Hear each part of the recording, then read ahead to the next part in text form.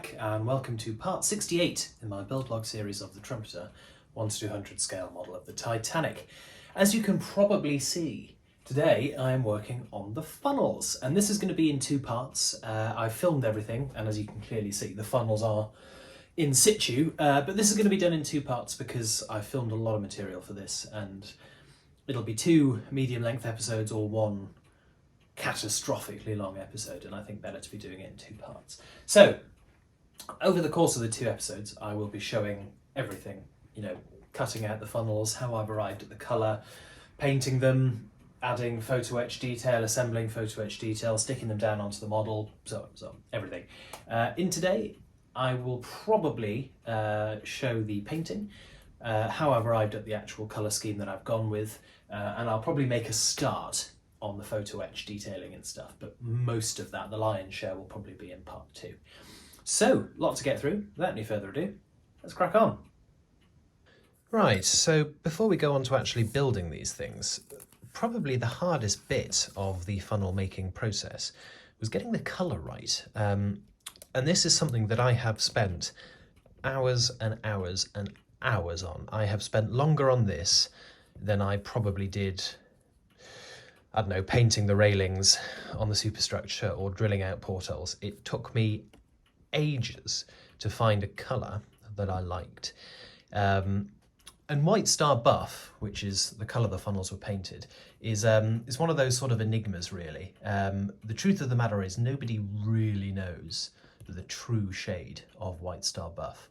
And that's because, of course, we don't have any colour photos of Titanic, and we don't have any colour photos of White Star ships of that era anyway.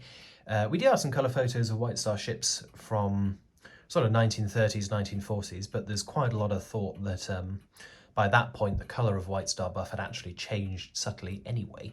So the long and the short of it is we really don't know what this colour actually looked like. We've got a ballpark, obviously, we know that it was sort of somewhere in this kind of buffy kind of colour, sort of off yellow, but we really don't know much more than that. One thing I would say is that nothing, and I mean this, nothing in the world of modelling annoys me more than people going, no, I know it, I'm right, I've got it, I've found a paint chip that proves that Titanic's funnel colour was exactly that. They are wrong. They do not know what the colour was. They might have an idea, they might have a very good idea, but they do not know what the colour was. And frankly, it's your model, so you paint it whatever colour you want. If you want your funnels to look potassium permanganate purple, bash on and do it. No one else should give a toss, because it's your model. You paint it as you want. So, with that in mind, what colour have I actually gone for? So these are three of the shades that I sort of worked through, and believe me, there were more. This is the first one I arrived at, and this was done with Tamiya XF15 flat flesh, and it was sort of okay, and I'd seen quite a lot of photos of this particular colour, and I thought, that looks quite nice. And I got it. For me, though, it is just a little bit too fleshy. It's a little bit too pink. So we're getting close, but not quite right. Another one that I tried, and this was much closer, was this Mr. Hobby H318. And this was lovely, but just a little bit too light. And actually, it comes across much better on the film, but in person, it is really pale. Very, very, very pale indeed. It's getting on for a cream. So just a little bit too light for me.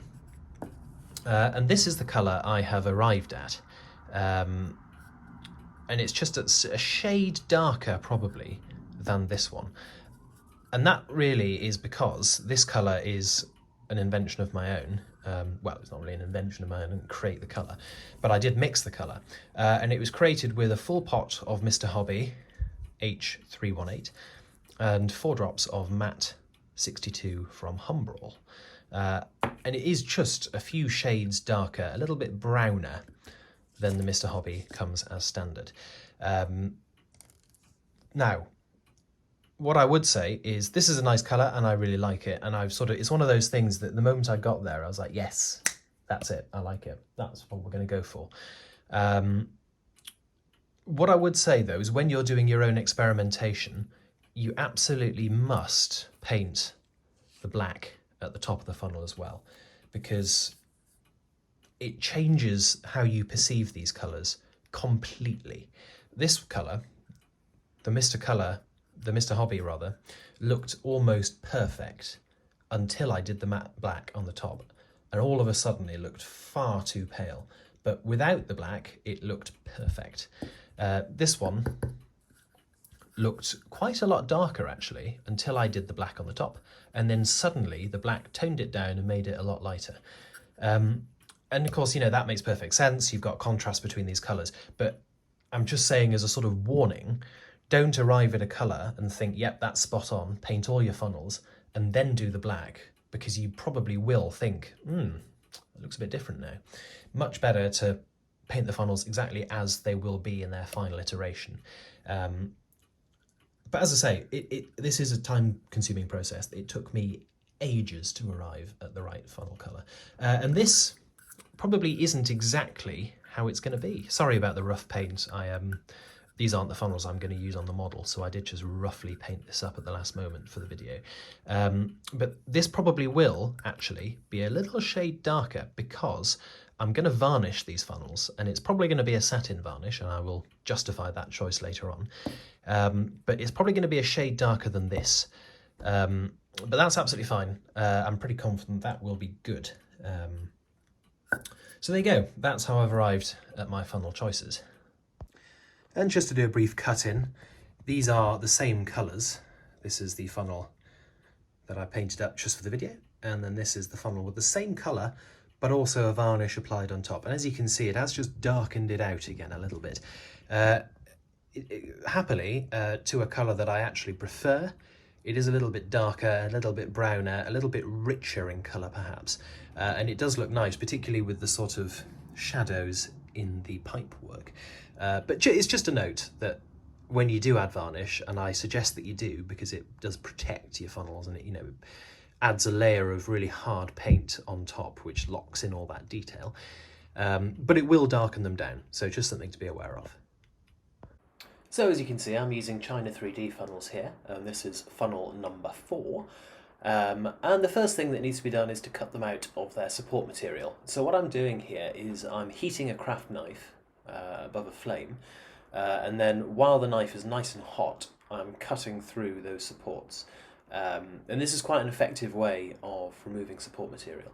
Be very, very careful here, because in some places the support material is as thick as some of the pipe work coming off the funnels, and of course, you know, it is very easy to damage these as you cut them off. So work nice and slow and you'll be absolutely fine. So I'm just sanding off various little bits of this funnel, just the sort of the nubs where the support material has been removed. And you'll notice I'm doing this under a tap. And you'll also notice I'm doing it incredibly gently, because as you can see, this pipe is very, very delicate. Now the reason I'm doing it over a running water is to dampen the dust down. So the dust produced from resin is really not very nice, and you certainly don't want to be breathing it in. So by sanding this over a tap, the moment the dust is produced, it's dampened down, and it just goes into the sink and runs away.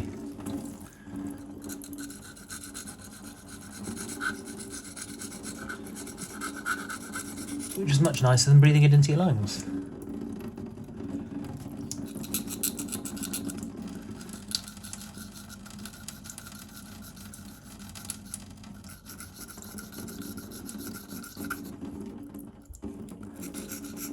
And I'll just speed up this clip now. You'll notice I'm also wearing rubber gloves. That's because the dust really isn't very nice stuff to have on your hands and your skin either. So it is well worth protecting yourself when using resin. Resin's a wonderful thing and it gives us really nice parts, but it does come with some hazards and you need to be aware of those. Moving on now to sanding the base, and I'm using some wet and dry sandpaper, and once again notice there is plenty of water to make sure the dust is dampened down and doesn't become airborne. And I'm just rubbing the funnel one way, and that stops putting any real stress on the pipework of the funnel. And all I'm doing here is I'm almost sort of lapping the bottom of the funnel, just to make sure that it's really nice and flat for when I come to mount it later on in the episode.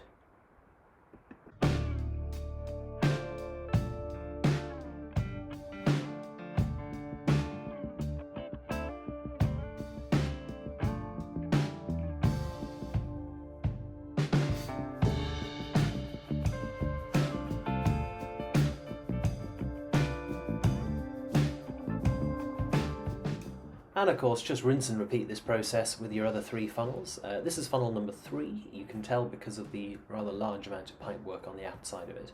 And this is probably the hardest one to cut out because of all of that pipe work. There's a lot of stuff there, a lot of potential to cause damage and stuff. And I will freely admit, I don't think it was this funnel, I think it was funnel number 2.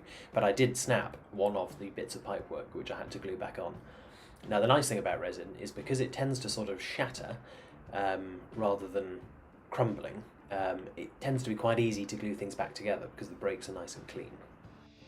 So here we are with the funnels, and I've copied an idea off the model bench here and sort of stuck a wooden stick into them, which allows me to paint them and rotate the parts as I need. So I'm going to start off by putting a black coat of paint on these, and that will obviously help out at the top and remain visible there. But what it'll also do is just stop the light shining through this orange resin and giving the funnels an orangey kind of colour. So we'll start with that. I'm just going to start masking up my funnels now to apply the White Star buff on the lower portion. One thing to note, you may notice that I have removed the whistles from the top. This is deliberate, just makes the masking a lot easier. And as there are spare whistles in the pack, I can go back and retrofit them very easily.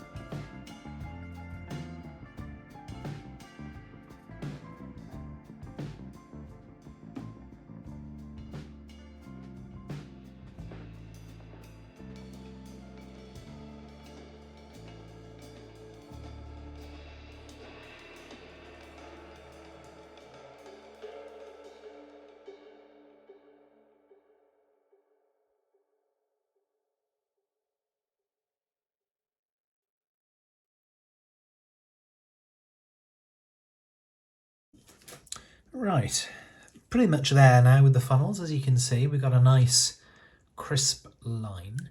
But as you might expect, there is a little bit of overspray.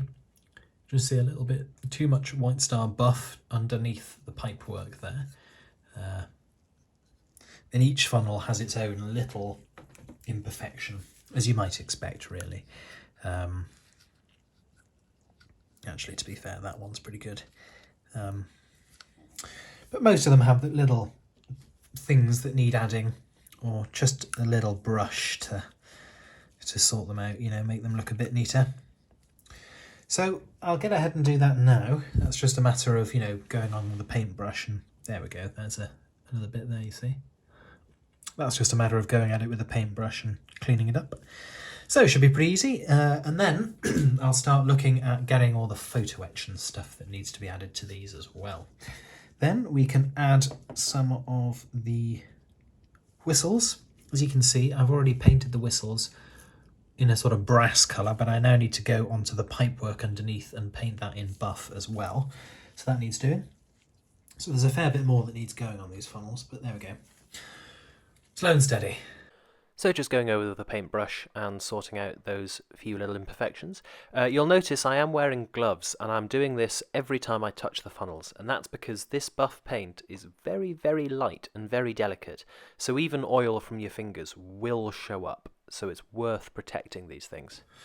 Right, let's have a look at how we do one of the gantries at the top of the funnels.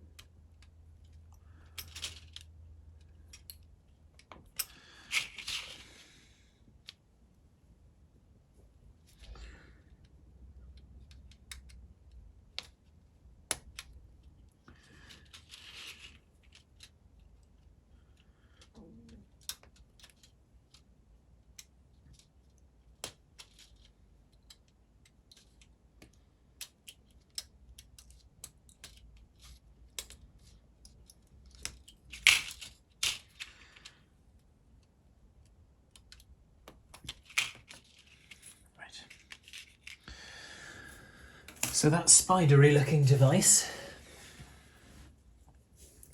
is the walkway that sort of goes around the whistle.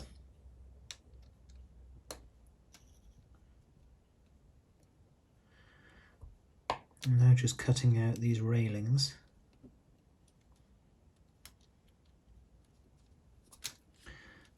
Stop the operators falling off.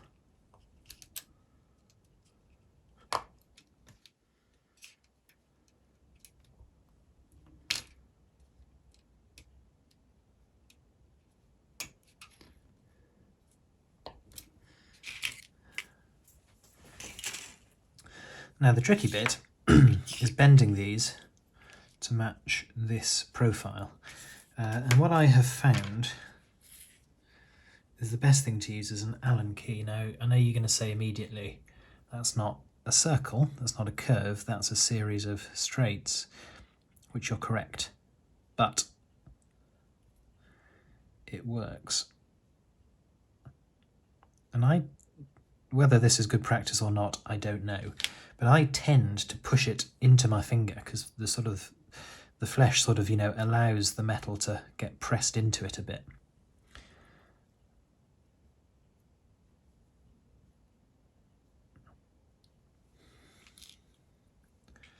So that's one bend done. And if I just place this down,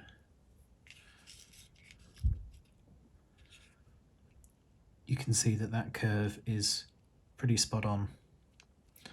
So that's what we want. So I'll do the other one. And again, sort of laying this on my finger and then pressing down. And you want to keep pressing until you've got a 90-degree bend. which is about where we are now.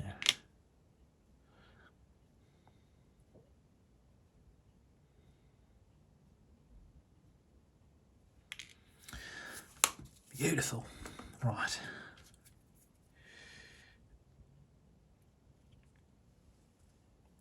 Now I'm just going to add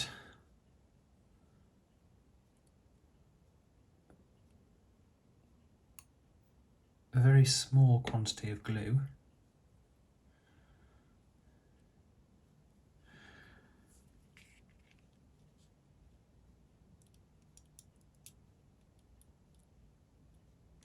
I'm going to place that down on top like that. Now this isn't going to come under any load ever, or I sincerely hope it won't anyway. So glue quantity isn't really an issue here. As long as you've got enough glue to stop it falling off naturally.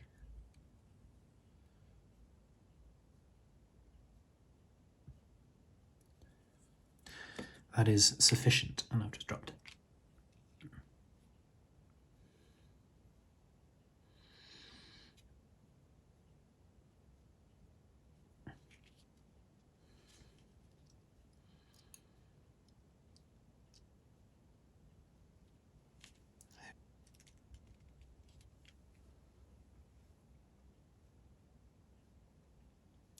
This really does require patience. So I've already done one, and that's the second, so another 2 to go.